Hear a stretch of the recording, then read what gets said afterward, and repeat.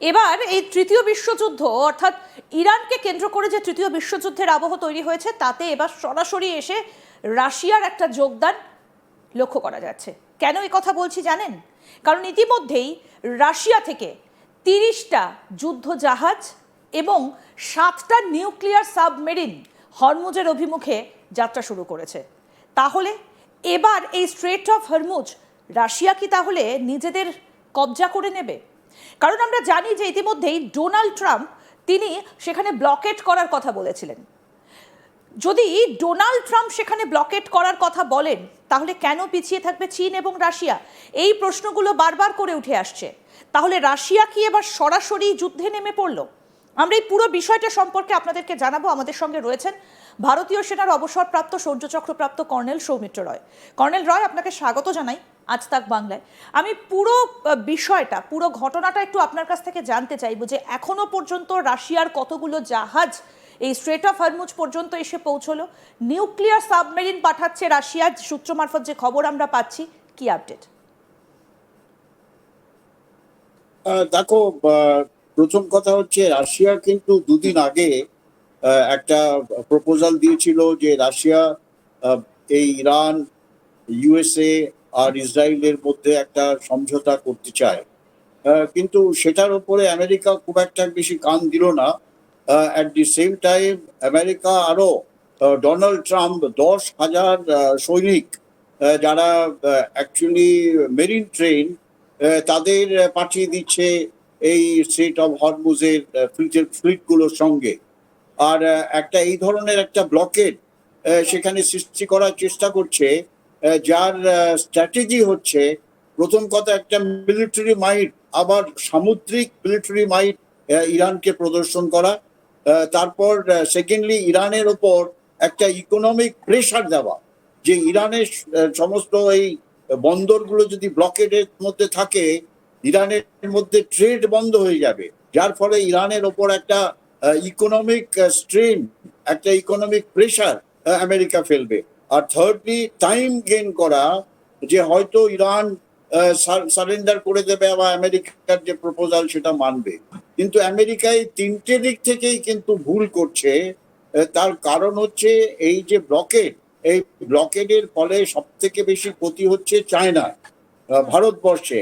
R at the same time Russia হচ্ছে ইরানের military ally, যে রাশিয়ার হেল্প সেখানে আসছে। আমরা যেরকম যেরকম বললে যে রাশিয়ার 30টি যুদ্ধ জাহাজ আর 7টা সাবমেরিন, যার মধ্যে 2টো সাবমেরিন তো নিউক্লিয়ার ওয়েপন বহন করা ক্যাপাবিলিটিস রাখে, তারা সমুদ্রের নিচ থেকে এই নিউক্লিয়ার ওয়েপন গুলো with nuclear warhead and missile they can fire at any target.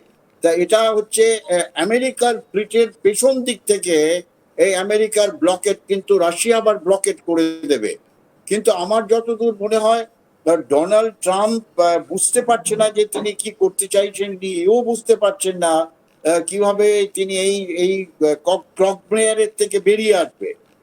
এবারে যেটা অত্যন্ত গুরুত্বপূর্ণ একটা ডেভেলপমেন্ট আমি দেখতে পাচ্ছি, যে গতকাল আসিফ মুনির তার দলবল নিয়ে তেহরানে গেছে। সেখানে কিন্তু আসিফ মুনির দেখলাম আমরা যে স্যালুট করলো তেহরানের যে যে হোম মিনিস্টার, তাকে স্যালুট করে একটা গলা টলা মিলে এরকম একটা বডি ল্যাঙ্গুয়েজ করলো কি আমি কিন্তু তোমাদের ভালো করতে এসছি।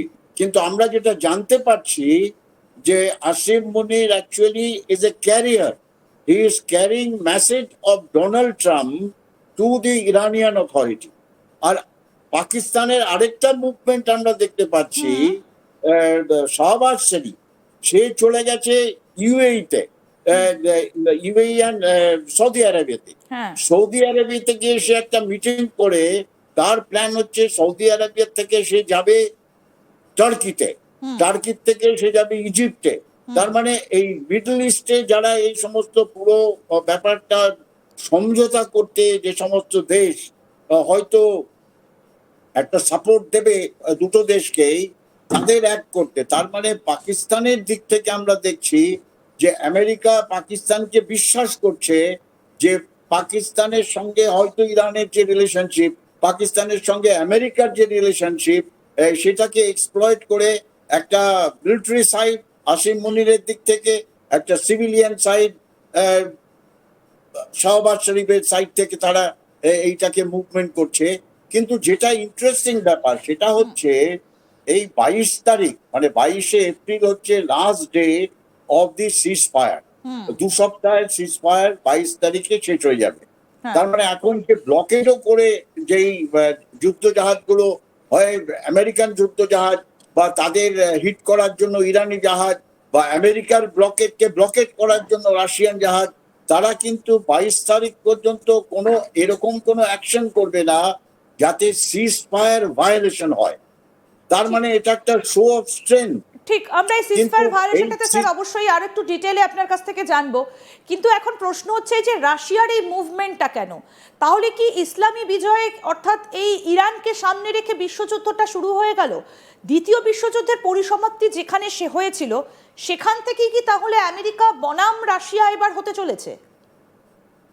দেখো, বিশ্বযুদ্ধ অন গ্রাউন্ড মানে আমরা দেখতে পাচ্ছি যে একটা মুভমেন্ট হচ্ছে, কিন্তু অন গ্রাউন্ড কিন্তু যতক্ষণ না এই দেশগুলো নিজেদের মধ্যে একটা এক্সচেঞ্জ অফ ফায়ার করে, হয় মিসাইল বা ড্রোন বা অন্য ধরনের ফায়ার সাবমেরিন, তাহলে কিন্তু বিশ্বযুদ্ধ শুরু হলো না।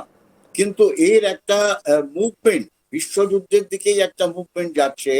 যদি এই ক্লক মেয়ারটা এই যে ডোনাল্ড ট্রাম্প যে করলো যে ব্লকেট করে দিয়ে সে ট্রেড সমস্ত বন্ধ করে দেবে, সেইটা কিন্তু বিশ্বযুদ্ধের দিকেই নিয়ে যাবে। তার কারণ ইকোনমিক দিক থেকে যখন এই দেশগুলোর ওপরে এরকম একটা আঘাত পড়বে, তাদের কাছে আর কোনো পথ থাকবে না but to hit them back. কিন্তু এটা দেখতে হবে এখন কোন দিকে প্রোগ্রেস করে।